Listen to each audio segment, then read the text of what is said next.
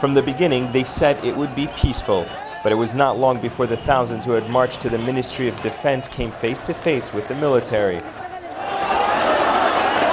The standoff quickly turned violent when nearby residents of Cairo's Abated neighborhood attacked the march. For hours, local residents who had gathered to show their support for the country's military rulers hurled stones and petrol bombs at the demonstrators who themselves had gathered to denounce the military's 5-month rule of the country. Overwhelmed by the attack, protesters who had ventured from their secure Tahrir Square location sought refuge at a nearby mosque.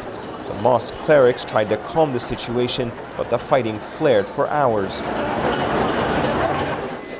The military and many Egyptians are increasingly frustrated by continuous sit-in protests in Tahrir Square that have not abated despite political concessions and now spreading beyond the famed square to other cities in the country.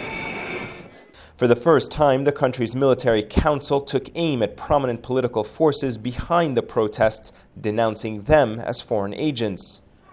The military's accusation drew condemnation from major political forces and galvanized Saturday's march, denouncing the Supreme Council of the Armed Forces in what many described as antics of the Mubarak-era regime.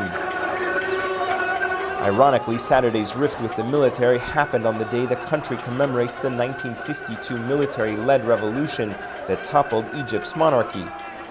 After it projected itself as a protector of the revolution, the military is increasingly becoming the target of the country's protest at a time when many are beginning to question the tactics of the protesters. Ayman Mohyeldin, Al Jazeera, Cairo.